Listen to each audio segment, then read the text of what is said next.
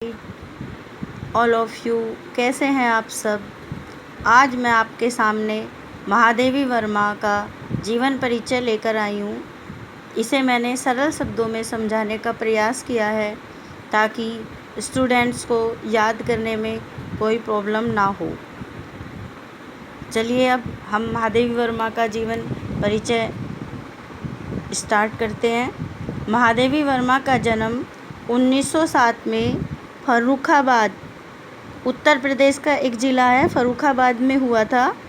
इनके पिता का नाम गोविंद प्रसाद वर्मा था और माता का नाम हेमरानी देवी। इन्होंने घर पर ही चित्रकला एवं संगीत की शिक्षा अर्जित की थी। अर्जित अर्थात शिक्षा ग्रहण की थी। इनकी उच्च शिक्षा इलाहाबाद विश्वविद्यालय में हुई। इसके बाद इन्होंने काव्य रचनाएं की। पहला काव्य संग्रह इनका निहार, नंबर 2 रश्मि, नंबर 3 नीरजा और नंबर 4 सांध्य गीत, नंबर 5 दीपशिखा। कुछ इनकी गद्य रचनाएं हैं। नंबर 1 अतीत के चलचित्र, नंबर 2 स्मृति की रेखाएं, नंबर 3 श्रृंखला की कड़ियाँ। संपादन इन्होंने चांद पत्रिका का किया है। भाषा शुद्ध साहित्यिक खड़ी बोली है और शैली मुक्तक और गीति है। उपलब्धियाँ: हिंदी साहित्य सम्मेलन द्वारा शेख सरिया एवं मंगला प्रसाद पुरस्कार इनको मिला और 1983 में यामा के लिए ज्ञानपीठ पुरस्कार मिला और 1983 में ही भारत भारती पुरस्कार से सम्मानित किया गया तथा भारत सरकार ने इन्हें पद्म भूषण की उपाधि से सम्मानित किया और 1987 को इनका देहावसान हो गया, अर्थात इनकी मृत्यु हो गई। इसके साथ साथ इनका ये जीवन परिचय है और आगे हम विस्तार में इनका जीवन परिचय बताएंगे। लेकिन उससे पहले संक्षिप्त परिचय में हमने ये जीवन परिचय, इनकी शिक्षा, रचनाएं, कृतियाँ यानी संपादन, भाषा शैली, उपलब्धियाँ लिखी हैं। ऐसे ही थोड़ा सा हम पहले इनके हेडिंग्स जो काव्यगत विशेषताओं के हैं उनके हेडिंग्स याद कर लेंगे। पहले इनके भाव पक्ष के विशेषताओं के हम हेडिंग्स याद करेंगे, बाद में हम उनका अंदर का जो डिटेल है उसको याद करेंगे। तो देखिए, भाव पक्ष में सबसे पहले इन्होंने अलौकिक प्रेम का चित्रण किया है। नंबर 1 जो काव्यगत विशेषताएं हैं भाव पक्ष में, नंबर 1 अलौकिक प्रेम का चित्रण, नंबर 2 रहस्यात्मकता, नंबर 3 वेदना, नंबर 4 रस और नंबर 5 प्रकृति का मानवीकरण। ये 5 विशेषताएं इनकी भाव पक्ष में आती हैं और 5 विशेषताएं इनकी कला पक्ष की हैं।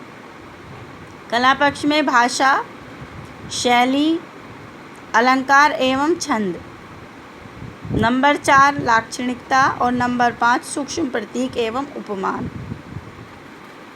इस तरह से हम इनका संक्षिप्त जीवन परिचय का एक जैसे बॉक्स टाइप ये दिख रहा है, ऐसा हम थोड़ा बड़ा सा बना लेंगे।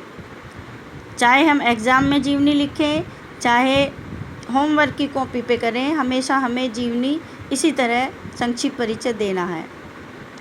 अब अगर हमें संक्षिप्त परिचय याद हो जाता है तो हमें जीवनी याद करने में भी दिक्कत नहीं होगी। अब देखिए जीवन परिचय में इनका, यहाँ पर हम चलते हैं। महादेवी वर्मा का जन्म फर्रुखाबाद, उत्तर प्रदेश के एक शिक्षित परिवार में हुआ। 1907 में होलिका दहन के दिन हुआ था। इनके पिता का नाम गोविंद प्रसाद वर्मा था और इनकी माता का हेमरानी था। हेमरानी हिंदी व संस्कृत की ज्ञाता थी तथा साधारण कवयित्री भी थी। नाना और माता के गुणों का महादेवी वर्मा पर प्रभाव पड़ा, किंतु 9 वर्ष की छोटी उम्र में इनका विवाह डॉक्टर स्वरूप नारायण वर्मा से हो गया। कुछ समय पश्चात महादेवी की माता का देहांत हो गया। इसके बावजूद भी इन्होंने अपना अध्ययन जारी रखा। इनका दाम्पत्य जीवन अधिक सफल नहीं रहा। विवाह के बाद इन्होंने अनेक परीक्षाएं दी। कुछ लोग कहते हैं कि पढ़ाई में विवाह के बाद कुछ बाधा आ जाती है, लेकिन जिन्हें पढ़ने की लगन होती है उनके मार्ग में कोई बाधा नहीं आ सकती। ये हम महादेवी वर्मा से भी प्रेरणा ले सकते हैं। और जितने भी इन्होंने परीक्षा दी सारी सफलतापूर्ण उत्तीर्ण की। इन्होंने घर पर ही रहकर चित्रकला एवं संगीत की शिक्षा ली और उच्च शिक्षा इन्होंने इलाहाबाद से प्राप्त की। इसके बाद ये चांद पत्रिका का संपादन करने लगी और शिक्षा समाप्ति के बाद 1933 ईस्वी में प्रयाग महिला विद्यापीठ के प्रधानाचार्य पद को सुशोभित किया, अर्थात प्रधानाचार्य बन गई। इनकी काव्यात्मक प्रतिभा के लिए इन्हें हिंदी साहित्य सम्मेलन ने शेख सरिया एवं मंगला प्रसाद पुरस्कारों से सम्मानित किया। 1983 ईस्वी में भारत भारती द्वारा ज्ञानपीठ पुरस्कार यामा नामक इनकी जो रचना है उस पर इनको उसके लिए सम्मानित किया गया।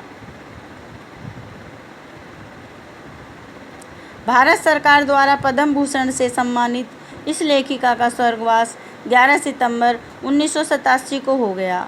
साहित्यिक गतिविधियाँ, ये छायावाद की प्रमुख जो 4 स्तंभ कवि बताए गए हैं, जो 4 स्तंभ बताए गए हैं, उनमें महादेवी वर्मा का नाम भी प्रमुख रूप से आता है। महादेवी वर्मा का नारी के प्रति जो दृष्टिकोण था वो अत्यंत भावुक था। उन्होंने हमेशा महिलाओं की शिक्षा के लिए और उनके उत्थान के लिए, उन्नति के लिए कार्य किया था। इनके काव्य में रहस्यवाद, वेदना भाव, अलौकिक प्रेम आदि की अभिव्यक्ति हुई है। महादेवी वर्मा की चांद पत्रिकाओं में रचनाओं के प्रकाशन के बाद इन्हें विशेष प्रसिद्धि प्राप्त हुई है। आज हम इतना ही करेंगे और कल हम इनका जो है काव्यगत जो विशेषताएं हैं और इनकी रचनाएं हैं आगे वो बताएंगे। Thank you so much. अगर आपको ये जानकारी पसंद आई हो तो प्लीज़ लाइक करें, शेयर करें और सब्सक्राइब करें मेरे चैनल को, ताकि आने वाली वीडियो आपको उनकी नोटिफिकेशन समय से मिलती रहे।